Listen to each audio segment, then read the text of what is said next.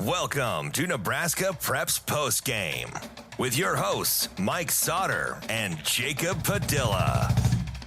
All right, Mike Sautter, Jacob Padilla, back with another season of Nebraska Preps Postgame. We're talking football in this edition of Nebraska Preps Postgame. In 2025, kind of season preview, players to watch, teams to look out for is what we're going to touch on today. So let's just get right to it. Class A returning, I guess, leaders, and we'll start at quarterback because that's the easiest one. Yeah, and obviously Jet Tamala is a big name coming back in Class A.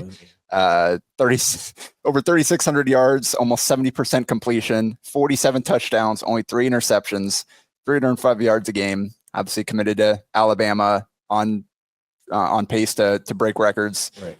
It's a pretty good guy to have coming back here. If you're just a fan of high school football, he's a guy you definitely want to go out and watch this season. Yeah, obviously he has pieces around him to help, which we'll get to. And then Braylon Warren's probably the next guy at just a junior or going into his junior year at Omaha Westside.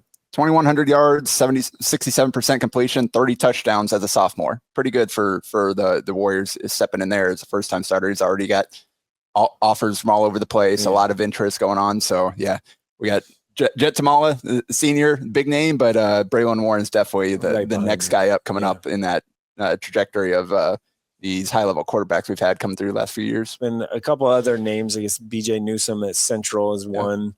Talk about BJ. Yeah, he's a guy that's kind of gained some experience there. He's played for them for a bit now. He's a tough kid. Like, he'll go out and make some big plays. We saw them. He's not afraid of going for it. He can use his legs and really he climbs the pocket really well. Yeah, extends plays, gives his guys a chance. And so now stepping in here as a veteran to lead a team with some pretty good talented pieces around him that he'll look to take advantage of. So that's why Central has got a chance to make a leap this year. Will Anderson coming back for Bellevue West, Northern Iowa commit.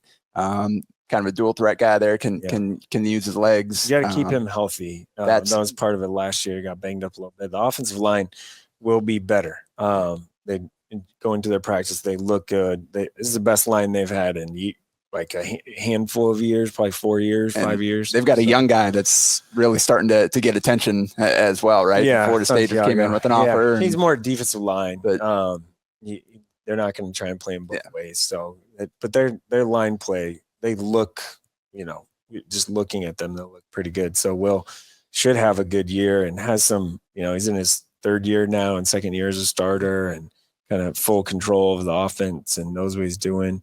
Jermaine Green and Tristan Rez James is another guy there. Like they got some pieces there that you like. And then last one we'll hit on here. Interesting, Cam Leggett, Papillion and the Vista going over to Millard North, who had their quarterback as well. Right? Yeah. So you got it. Offseason, kind of those two going back and forth. Cam was healthy during our 7-on-7. Yeah, Cam will be the primary guy. Just watching their practice, Cam will be their primary guy at quarterback. They will have packages for Zion at quarterback. They'll use Zion a couple of different ways too because he's a pretty good athlete. So that's a new wrinkle, I guess, in Millard North's offense. Yeah. So that's one of the, I guess, impactful transfers that we'll see there going over to Millard North there. In the rushing department, you've got Tate Jenkins back. I feel like there's a lot of good backs. There is. It is a stack group. Yeah. Tate obviously just shy of 2,000 yards. Crazy. 8.5 yards a carry. How are you 7 yards shy of 2,000? Like you couldn't just get that extra little. Yeah, come on, Damon. You guys couldn't have found a way to get him one more carry because again, that's 8.5 yards a carry. That's one more run. But 153 yards a game. Dude, small, just but a junior. He's got a chance to put together some ridiculous numbers, like career wise, if he continues on this track. Then Jerron Cannon. The senior at Omaha North there, almost 1,500 yards. Wasn't totally healthy the entire season, had to battle through some things, but still had a fantastic season, over 6 yards a carry, 19 touchdowns, committed Northwest Missouri State. Good get for them. They've been doing a lot of work in Nebraska lately. They're back to actually recruiting Nebraska under McMenamin, the new head coach. So he's done a good job. And I will say this about Cannon. He looks very good. Like he's put on some good weight, he's gotten a little taller and bigger and stronger. He looks very good. And his mark this year that he wants is 2,000 yards, which could happen. That offensive line has to come together. That's always the question. They lost, 4 of the 5 starters. That offensive line has to come together for him, but he's talented. Yeah. Kind of always expect North to be good in the trenches, but they are replacing a lot. So, but he's a guy that you don't necessarily need to create big holes for him. He's gonna make some stuff happen. Derek Jones coming back for Papillion-La Vista South, UNK commit.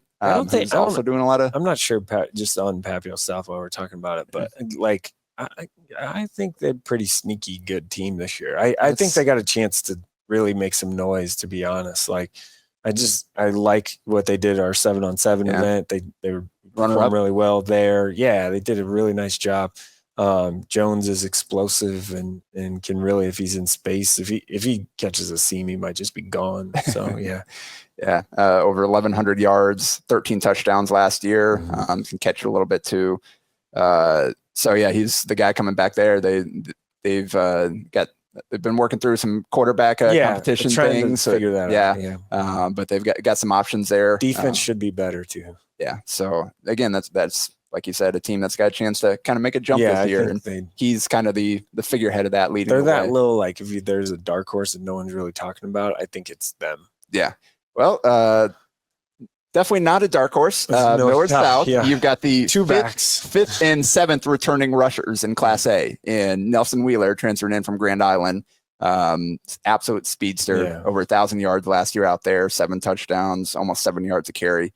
And then Gabe Pruka coming back for them. Both those guys are just strong. And dual threat guys. You can use them a lot of different ways. Pruka, 886 yards, 17 touchdowns, really good catching the ball out of the backfield as well. So it'll be interesting to see how they incorporate both those guys and the way they use them. Obviously, they got a ton of other weapons as well, but that gives them a lot of options there. Only one football. That is true. They have. They figured it out last year. It's the most talented team on paper that we've seen, maybe ever, probably.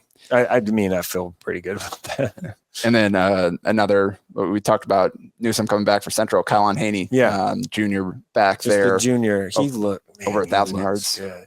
Almost 7 yards a carry, 10 touchdowns, and wrestler, big, strong kid. He's been in the weight, he looks barrel chested, he looks good. Says last year, just looking at him, and then again at practice watching him, I'm like, gosh, he just kind of looks a little like Calvin Jones without the big shoulder pads. I mean, just hips are big and strong, and he gets downhill. If he gets he's a guy that needs a little bit of space. If he gets a couple steps, watch out. If he can get past the first levels,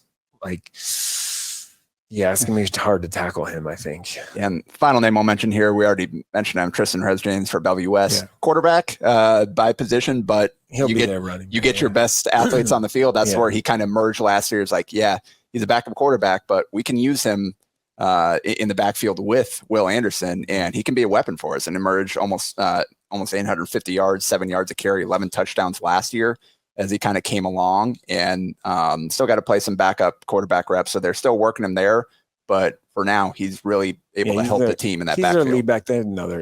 They got a couple of backs that are, they're pretty explosive. They just across the board. Yeah.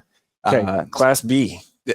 Or no, receivers. Yeah. We got to hit on receivers. There's a lot of them. There's a lot of guys back. Marion Jackson, who is really kind of obviously had some injury issue last year, kind of impacted his off season, but he's back playing defense as well. Yeah. Almost 800 yards, 7 touchdowns last year. 2A guy. Yeah. Within, they had so many weapons last year where he didn't have the prolific season numbers wise than he did a year ago, just because they spread the ball around and Amir Hill emerged and guys like that. But he's still Chase Lofton got a lot of those catches. He's very capable. And he'll be a big time weapon for them on both ends. Speaking of big time weapon both ways, Darian Jones, next guy up, almost 800 yards himself, 18 yards catch, 11 touchdowns. He's also the leading interceptions returner with 8 of those on defense. He's a special teams return demon as well. Like Darian Jones is a fantastic football player and impacts that team in every single way you could ask. Not big time 2A guy. I mean, he's outside of quarterback, just from it, he's going to play a lot. He's going to play a lot of snaps. He's squarely in the conversation for like the player of the year and in the state in Class A, just because he's going to play both ways and pretty much all the time. And they're going to be in kind of a lot more close games than, let's say, like a Millard South will be. We mentioned before, Jermaine Green committed to Northern Illinois there. Speed, his ball skills have gotten better. Almost 20 yards a catch, over 700 yards, 9 touchdowns last year.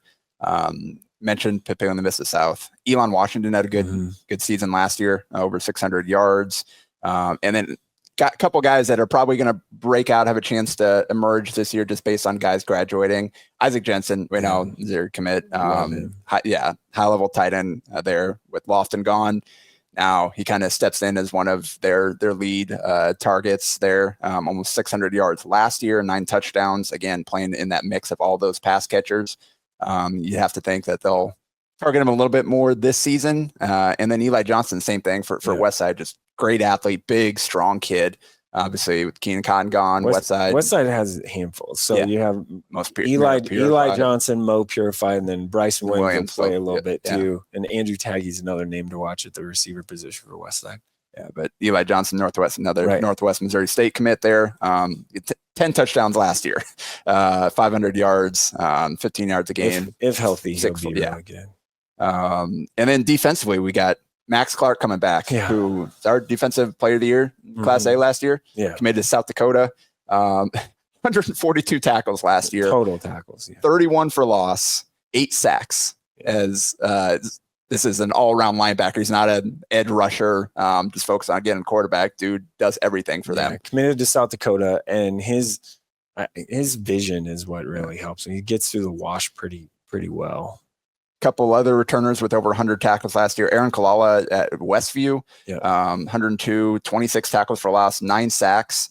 He was big time for them. They needed him, so he was pretty big time. And then Reed McIntyre for Westside. A lot of big name safeties in the state. He's probably one of the ones that doesn't get the credit that he deserves.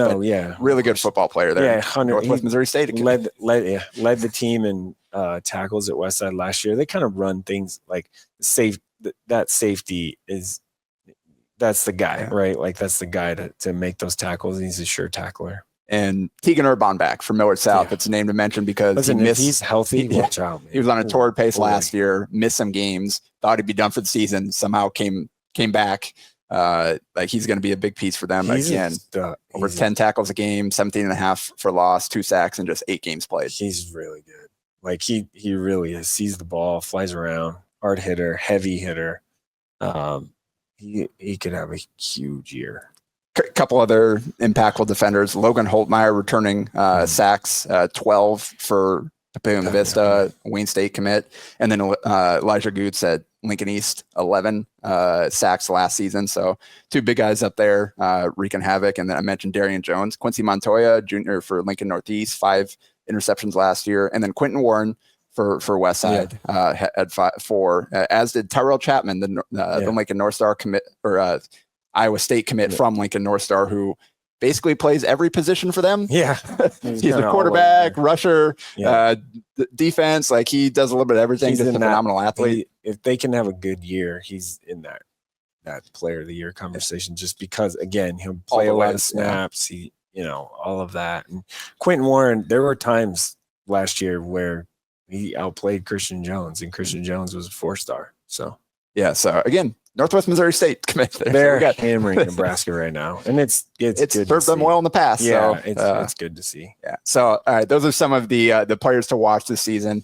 How are we seeing the way that Class A shakes out? Kind of the hierarchy. I mean, I think it's Millard South is the clear double-digit FBS commits. Like we don't see that on a single team. Never happened before. And they've got them all over. It's every position. You look at it, every level of offense, every level of defense, they got to do that. Von Segrin, offensive line, Carter Glab's defensive line is going to Army. Like, we didn't even talk. I mean, we're just going off statistics, and those guys don't get them. But they're extremely talented, and we've never seen a team with that much. Solomon Baker. Yeah, Solomon Baker's another one. Gaius, Gaius. Yeah. They got dudes all over the place. Yeah, you could just keep going. Yeah. Like, I mean, they're really good. And they, to be honest, it's just they're at the top. They're the top dog. There's if there's there's no one that is disrespecting them or not saying good things about them or not. I mean, they're clearly the favorite, and there's a gap. Yeah. Deshaun Prince were mentioned. Yeah, Deshaun Prince knee injury during basketball season last year. Deshaun will be probably more ahead of schedule than like early November, if I'm being honest, from what I've seen and heard there. Actually talking to him, I think that's might be bumped up to like early October, or he'll be a lot more ready than we think. Good to hear. Love for a guy to be able to have a senior year for the most part. So yes, Millard South won. Omaha Westside still strong there, number 2. I would think, like kind of that second tier by themselves. We'll get a test first week. We'll talk about that next week. But obviously quarterback back, running back. You got D1, D2 commits at all over the field on both ends of the ball. So Westside, they're not going anywhere. Yeah. And then after is where Westside's going to be very good again. I mean, Westside, North South don't play each other during the regular season again. So everyone's just projecting that. Collision course it's what we got last year, and we'll see if anybody else can prevent that this year. So much talk if that happens, like going into like weeks of just these two, like whatever, you know what I mean? Like, So the some of the top teams I think that are looking to spoil that rematch. Omaha North, we talked about if they can get the trench work done. They've got the pieces to. Omaha North Westside is game 1. That's Thursday night. Like that's a real measuring stick early game. If North up front has it figured out by then, which it might take them some time, right? North will be better as the year goes on because those kids will have more experience, both sides, defense and offensive line. It might not go well in the first game, but it would not surprise me in the least bit if North, is there with Westside and people will be like, whoa, shocked. And no, like I won't be shocked at all because the North's defensive backs are very good. Jermaine Dortch is very good.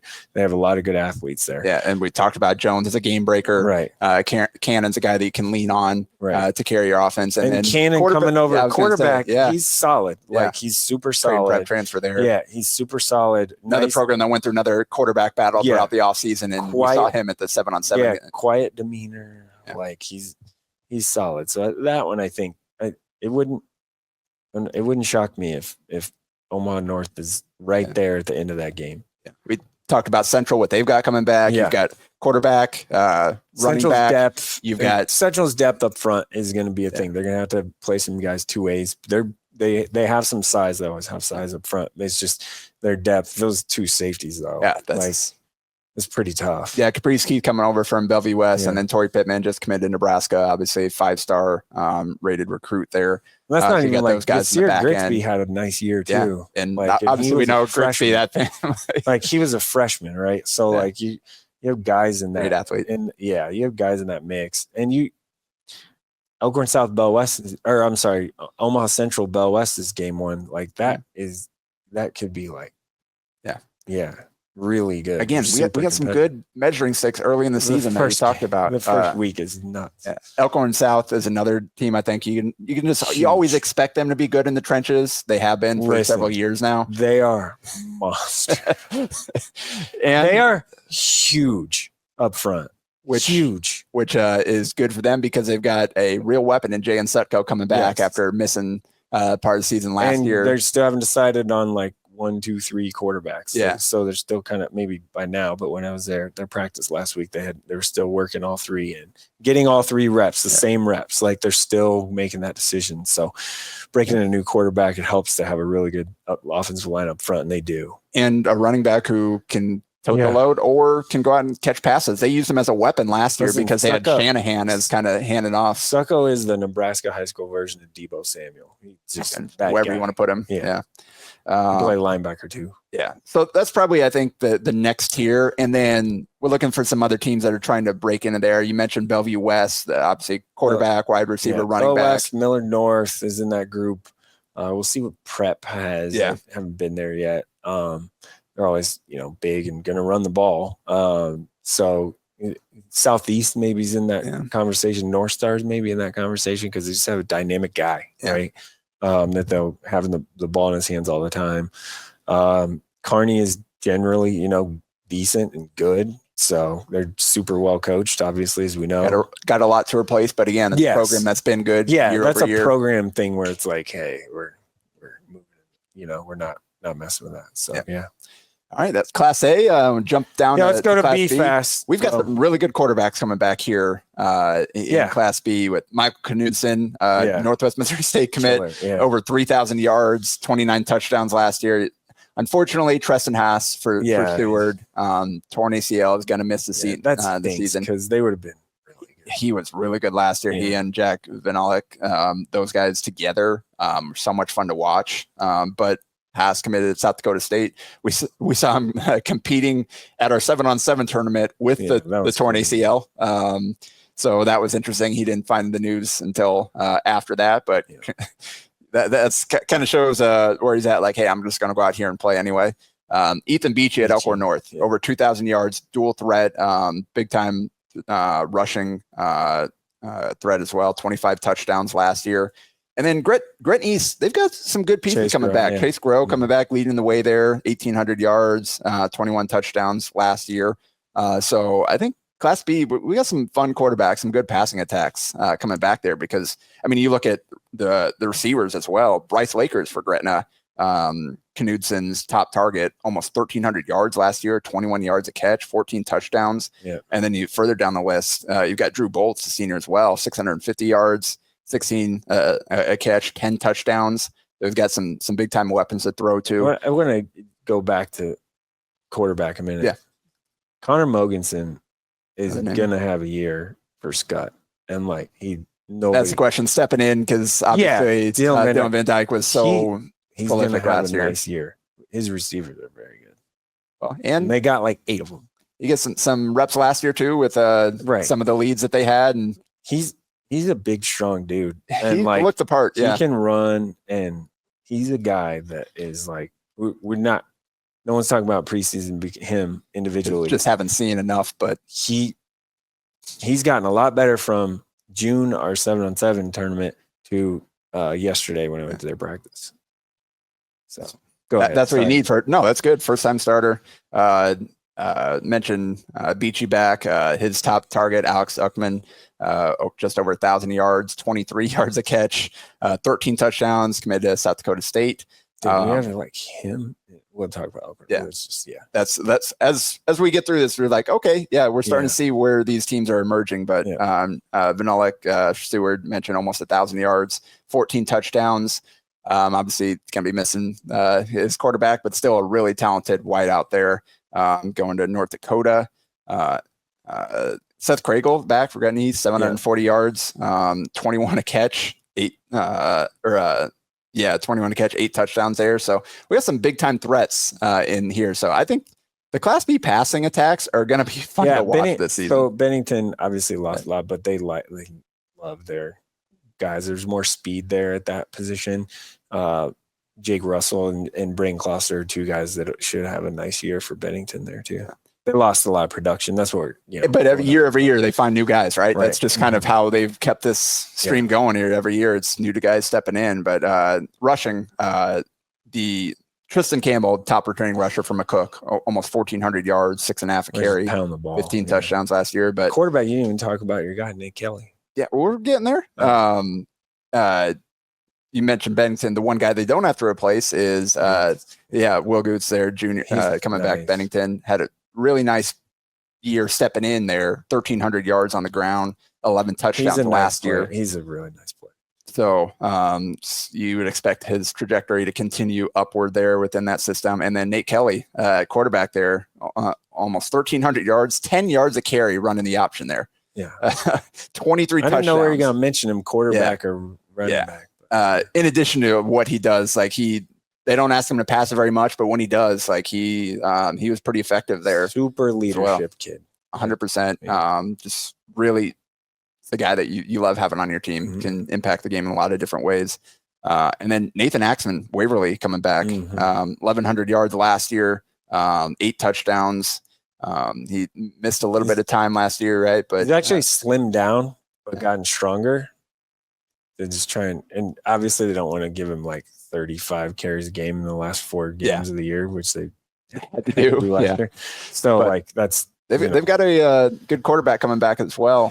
Transferred over from Southwest. Guy's chance to keep getting better. Has played some experience. So got to get better. And then big looks the part though for sure. And then Connor Sams is another guy. Again, Gretton East. So you got quarterback, wide receiver, running back. That's Sam's nice Air Force build around. Sam's Air Force commit, tough kid. Yep, 930 yards, 10 touchdowns last year. So those are some of the offensive names to know. Tackles or defensive leaders. One of our finalists last year, Elkhorn North. Yeah, Barry Free. Over 122 tackles, over 10 a game, 3 for loss, a sack. Iowa State commit, another Iowa State. Yep. Again, another 17 team doing a lot of work here. Yeah. He's again, you've got Elkhorn North. They got a lot of pieces back on both sides of the ball there that were prolific last year. Defense in that second level, like Uckman, Reynolds, and who am I forgetting? Ian Christo. No, Christo's in that group. Uckman, Reynolds, Christo, Freeze. That's pretty good. That's pretty salty. Well, look at the top 5 returning tacklers. 3 of them are from Elkhorn North. Yeah, that's they're all back. In Reynolds, who obviously the Nebraska commit, plays a little bit of both ways for them, and then Christo. Those 2 guys combined for 181 tackles last year, in addition to the 122 Freeze had. So that's 300 tackles from 3 players returning for the Wolves. So probably a reason you're starting to see why we'll have Elkhorn North where they are when we get to that. Cole Miller's another guy from Bennington that will make a jump. 5 sacks last year. With the guys they lost there, leading there with Lordson and Jansen, like he's a guy that's got to step up and kind of lead that defense this year. And Scott's defensive backfield, Ruth and Liebentritt is going to be safeties would be pretty salty too. Yep. Interception, Braxton Burford, 6.5 sacks for Scottsbluff last year, leading returner there. Nate Kelly and Gabe Roberts from McCook, 4 picks apiece on defense there. Nate Kelly goes to Scottsbluff. He's in McCook. No, Gabe Roberts and McCook. We already mentioned Nate. So two guys with 4 picks. Sure that those 2 would like. Like calling someone from Sydney from McCook. That ain't happening. We don't like that. That ain't happening in Austin. No. It's also a time difference away, but But there's a little bit of a rivalry there. I'm from Sydney. It's not a rivalry. It's not. They won. Sydney beat McCook for the first time in 52 years last year. Okay. Never mind. Stick with Ogallala. Yeah, exactly. Sydney Ogallala would be the rivalry you're looking for. There you go. No, I just. All those Panhandle teams are the same. I was more going for the inside joke that we had the other day between Austin and I about he was talking about McCook and debating small towns. I'm never going to McCook. That's right. Yes. I ain't going to McCook. The problem, I just explained how many bad memories I've had in McCook. I don't want to willingly go back. Okay. Tough place to play, McCook. It is. Waverly goes there. Or no, is Waverly go there this year? Can't remember. Somebody goes out there. Yeah. Not easy.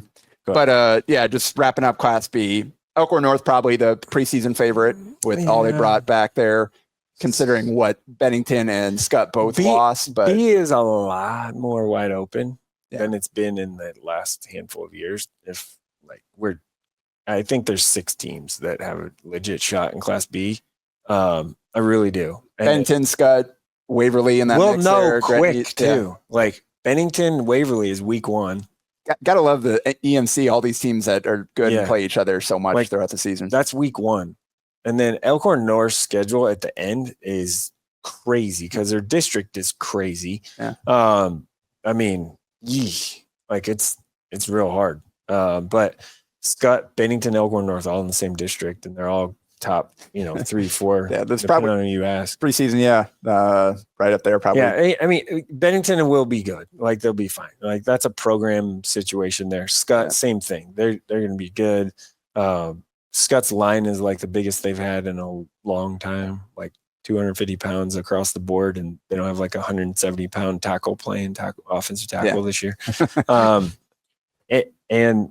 Their skill is really good, like especially on the outside. They're not just going to run the veer all day either. So, and Bennington switch up a little defense stuff, so they'll be good. Waverly returns a ton of seniors. They're big up front. They're Axman in the way. If Tepley can take a step forward here this season, then to complement what Axman can do. Their defense is really good, and they're really athletic. So McMillan at corner is another guy to keep a name. Like that's a name for Waverly too. So Gretna East will be in that conversation. Scottsbluff. Bluff is they lost one. some really key pieces, but you got Kelly back, and that's a huge piece to build around. They're fine. I do feel like that you have 5-6 teams. I'm missing someone else. Gretna's going to be offensively they got a chance. explosive. So I think Gretna, Norris, Gretna East, all teams that have a chance to take a big step forward this year. They're all kind of around 500 last year. Norris gets Scott week 1.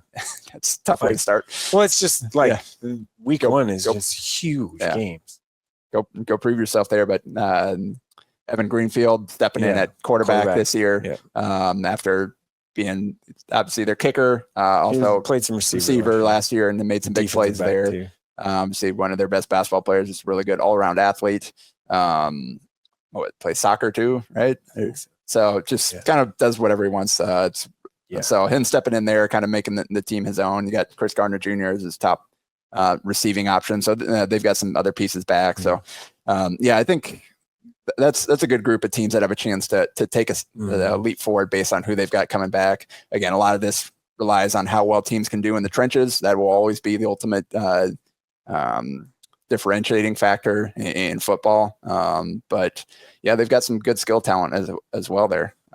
So that's a look through B.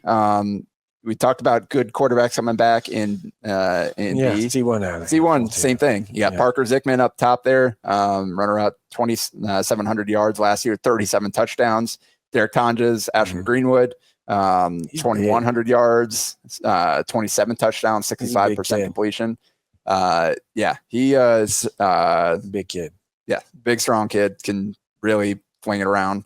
Brady McGill, not quite as big and strong, but dude can sling the rock as well. Over 2,000 yards as a sophomore last year. That 16 run touchdowns really helps him do that too.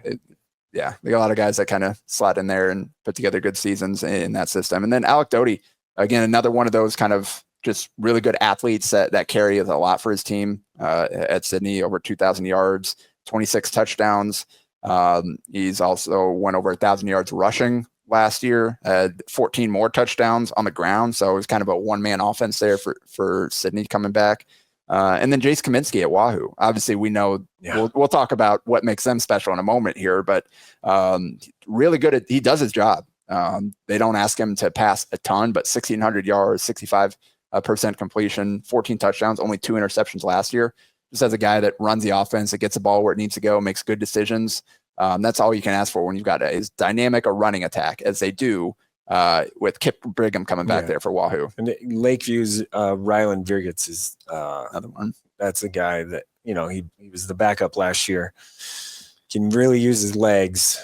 He made some nice throws at the 7-on-7 tournament. He made a throw at their practice, and I was like, that is a touchdown against anybody. And it was like a 40-yard bomb down the sideline. And I'm like, he just put it in it. And it was perfect spiral, everything. And I was like, whoa. If you can do that all the time, you're going to be tough. Yep. Yeah. Lakeview is another team that's going to be in that mix. Right. Mentioned Brigham, 2,033 yards, 36 touchdowns last year. Also receiving threat. And what he's playing half the game, like most of the season. So like his numbers could have even been more prolific had they been in more competitive games. So you've got him coming back, strong kid. Just again, they've got some good pieces coming around him too. I'd expect another monster season from Brigham. And then Corbin, how do you say Keys? The last name? That's do you know? right, Okay. yeah. So you've got the Central City offense is going to be really good. So, again. but the finalists last year, they got their quarterback and their running back both back. And Keys at over 2,000 yards, 7 a pop, 27 touchdowns last year. Cale Smith for Ashland Greenwood, over 1,100 yards last year, 15 touchdowns. Mentioned Doty. So that's the top group of returning rushers. And then Brandon Deanna at Lakeview in there. I would throw his name in that group. Another good name. Got 1,000 yards. Yeah. So, yeah. And then receiving. Oh, look at this. A Central City guy. So Central City has the leading returning passer and Their receiver. offense is good, and man. second leading returning rusher there. Wyatt Dent is who we're talking about, senior there for Central City. Almost 1,100 yards receiving last year, 13 touchdowns, 14 a catch. Again, the connection that Zickman and Wyatt Dent has is pretty spectacular. We got to see that again in our 7-7 tournament. See those guys up in person this offseason. Oliver Davies at Cozad. Davis over 700, almost 750 yards, 11 touchdowns. Turner Hankey, Central City. 712 yards, 14 touchdowns. Yeah. So, pretty explosive passing attack there. Cannon Allen at Auburn, 700 yards, obviously losing quarterback. Aurora. Yeah. Jeez. Can't write. But losing a quarterback there, but he's a pretty talented athlete in his own right. No way to give him the ball. And then Nolan Asher, almost 600 yards at DC West, 8 touchdowns there for them. Some of the top defenders, Kean Kaiser, Sydney's finest in-house, Iowa State commit. Yeah, right. Don't forget his brother too. Yeah, his little brother is going to be his stud. I did not see Sydney play in person last year football. Saw him play basketball. Kaiser out in Grand Island, and seems like a guy that just kind of does everything well. Like he was like double threat there on the basketball court. Obviously, 127 tackles, over 10 a game for Sydney last year, enough to draw the attention from Iowa State and committed there. So it's a strong guy returning, leading there. You got had 127 tackles last year. I mean, just nuts. And he doesn't come across as a guy that looks like an intimidating linebacker type, but he doesn't get, a lot of people don't get around him. He's long. Another defender named to know, Harrison Kruger for Wahoo. One shy of 100 tackles last year. And they lost Brylan Iverson, who was over 100 tackles, and take that state championship. 9 tackles for loss, 2 sacks in addition to that. So Kruger's big piece for them. Probably take even a bigger step forward with some of the pieces they graduated there. Shade is back for them too. Again, another big, strong kid. Vocal guy too. Yeah, sacks leader Damian Malachias or Central City, 6 a game, and then Dylan Keyser from Fort Calhoun at 5.5 interceptions. Landon Mose for Ashland Greenwood, 8 picks last year. So they've got him back. Kissinger. They've got Kissinger. Another kind of a lot of their wideouts DBs kind of play both ways. So they've got again a really good season last year. They've got they lost Thomas Spears, who was a big part of what they do. Logan Fangmeyer's in that group too. But they've got Kittrell back as well. He's moving, big strong kid. He's like I was just like, oh my gosh, this dude is another boom. Like he's just gonna be. He's a Kittrell from Ashland Greenwood. He's gonna be good, and he's good. Moving from right tackle to left tackle this year on offense. So protect Tanja's blindside there. So looking at Wahoo, you've got to put them at 1 with all they got coming back. Just how dominant they were last year. if you have to, no. I think that's clear. But Central City, we talked about all the pieces they got coming back. Runner up last year, Ashland Greenwood, all they've got back coming back. Sydney as well. Doty is a game breaker. They got more Say it, Mike. They got more than just those 2 guys. They're good. That they do. They're gonna be pretty salty. Like not shocking at all if they make it to Lincoln and play in the last game. It wouldn't, not at all. Like, it's the expectation I think is there for them.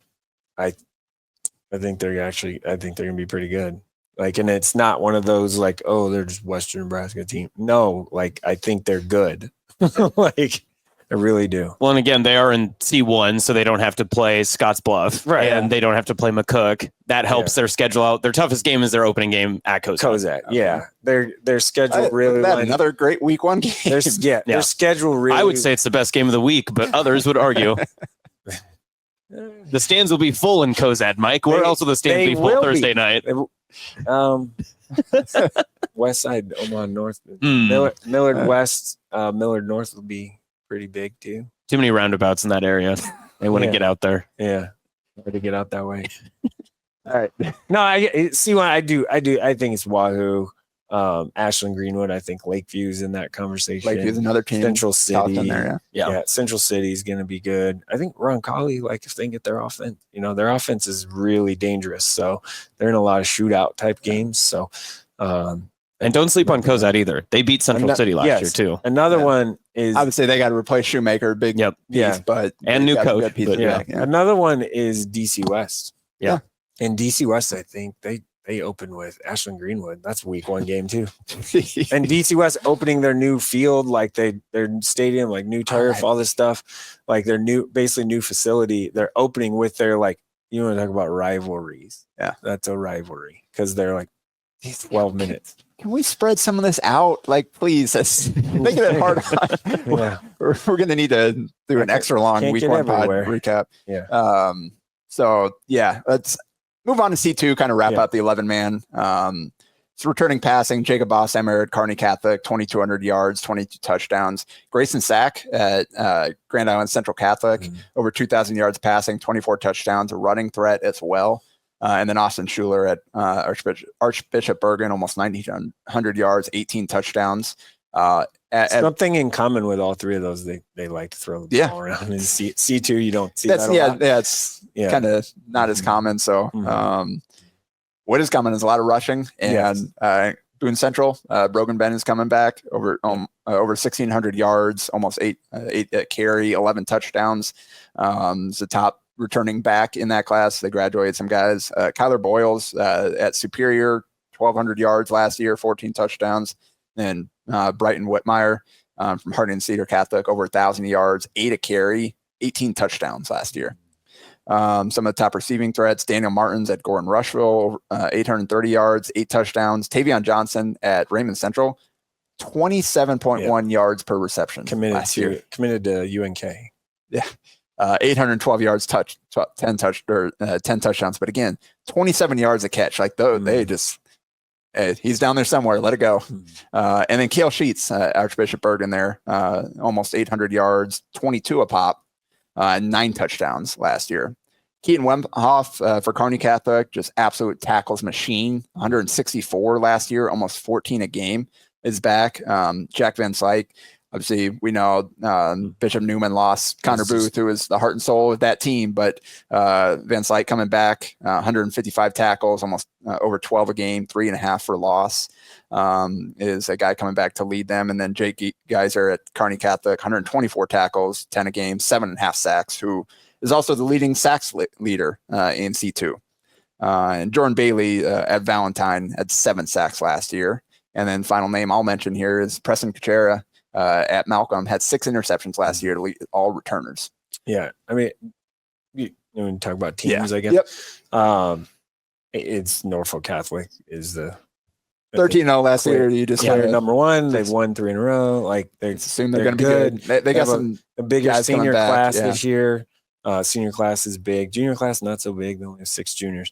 So Leighton Burbach is committed to Northwestern. He's a big dude, like tall, strong kid. Newman, though, like, yes, they lost Connor Booth, who rushed for 3,000 yards or whatever it is. They're going to be right there. I think coach coming over from Syracuse will be good. They're going to be real run heavy. but in different ways. I think like what he ran at Syracuse was like, we're talking like wing backs, fullbacks, like, old school type stuff. And that might be just what he does there. The Rezak at Newman he's a really good athlete. So Vance Lake's a really good athlete too. So that'll be interesting to see them. That's another week 1 game, Norfolk Catholic and Newman at Norfolk Catholic. So, and another team, Boone Central won that state championship a couple of years ago, went young again, and now they're kind of getting old again. Actually, I think Ord might have a chance to be pretty good too again. I think Cedar Catholic is the Northeast Nebraska football, high school football is really good. Always, all the time. But they return a lot too. Kearney Catholic went young a couple of years ago, and now they're getting old. Good skill pieces coming back. Now, and then defensively, they got again guys racking up tackles. They're getting old now. GICC's in that group, like another team that like they just spread it around. Yep. Zach quarterback there. Yeah. Raymond Central. Donovan Trumbull's a team to mention because they got Parker Volk back, quarterback last year, a great start to the season, got hurt. They had to slide some guys around, adjust their offense midseason, and that kind of hurt him. Poppy's a good athlete. He's a guy that's going to play both ways. Great receiver, can go make plays defensively. And now he's got his quarterback back, so he can make him an even bigger weapon than he was down the stretch of the season last year. So, Donovan Trumbull's, I think, has got a chance to. Battle Creek's in that group. They're always solid. Pretty good. Yeah. But Battle Creek, in all honesty, they should have beat Newman in the semifinals. I was there for like the last 3 quarters of that game. They should have beat them. They had every opportunity to make it to Lincoln and play Norfolk Catholic again. Because they play, I think, week 8 basically every year because they're like, the schools themselves are like 10 miles apart. So they'll be good. They lost a lot, but they'll be pretty good again too. Yeah.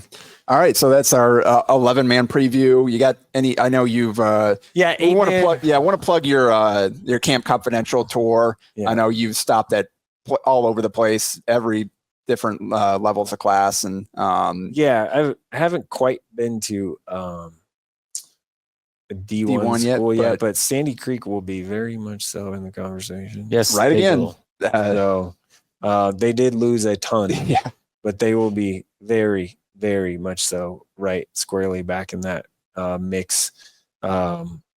Again, when I say they lost a ton, like a lot. Yeah. But I'll be there towards the end of the week, so I'm looking forward to kind of getting there. And you did get to see in D2, you got to see Archangels Catholic there. Yeah, they're good. I think them, and I think House Dodge, probably Luther Kid at House Dodge is good. He returns. I think those are probably the 2. Central Valley's gonna be pretty good. D2, D1 or D2? D2. Yeah, Central Valley's D2. They're good. D1, Sandy Creek Stanton is gonna be fine. They lost obviously a ton.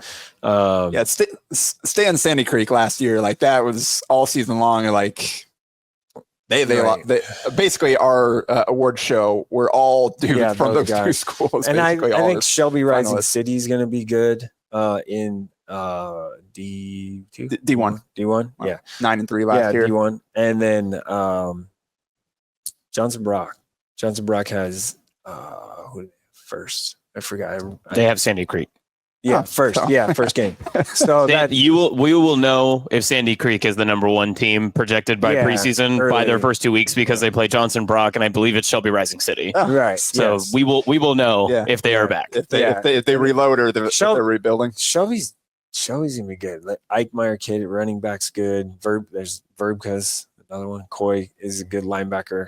I think they're gonna be all right. So I do feel good about them.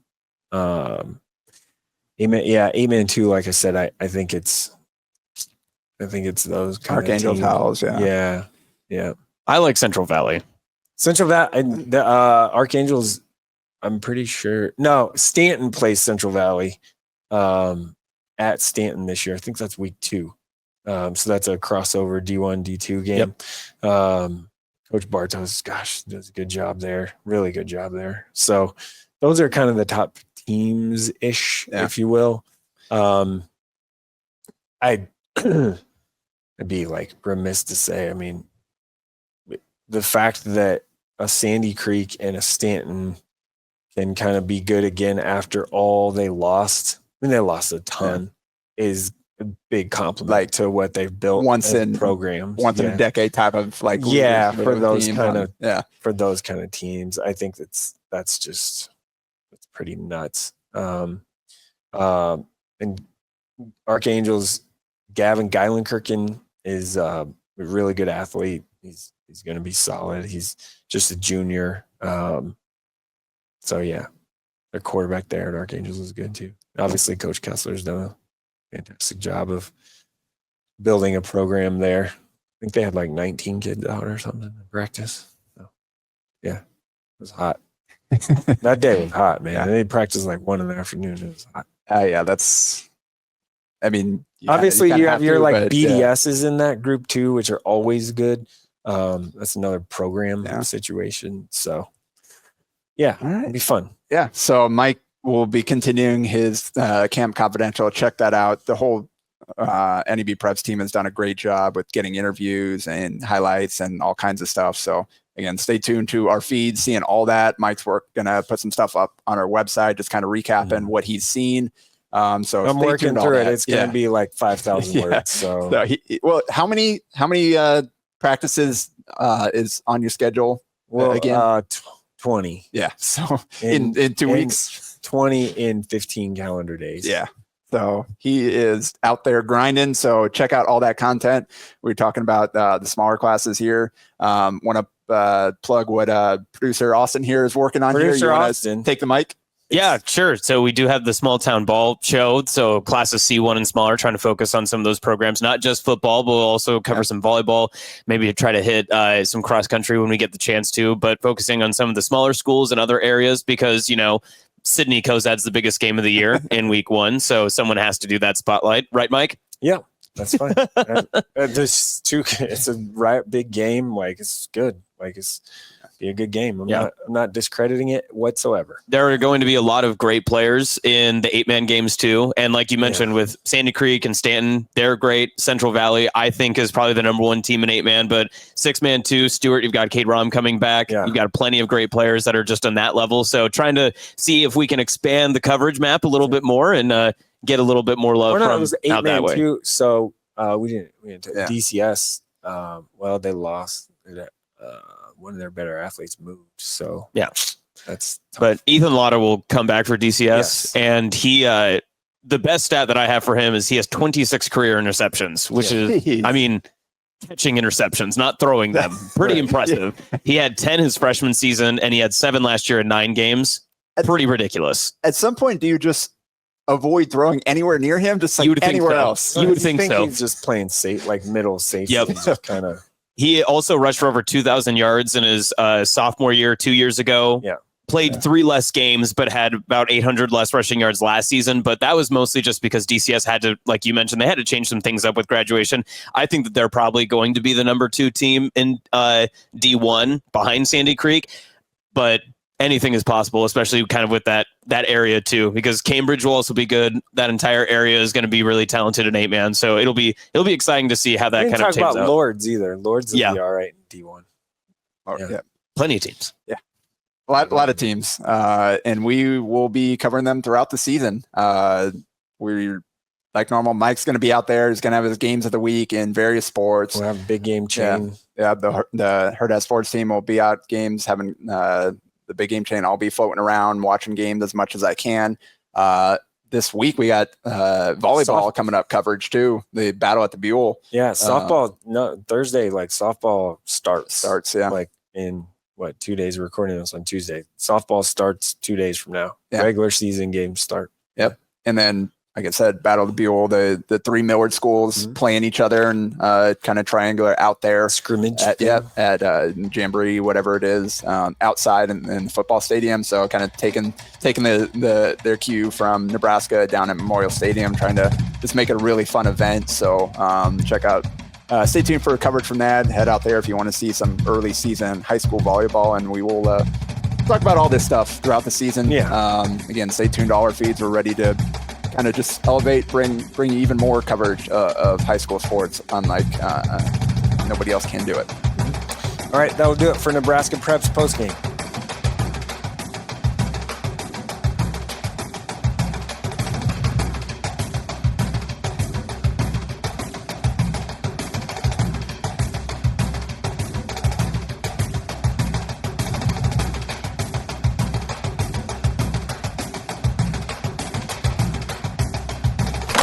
A Hurrdat Sports Network production.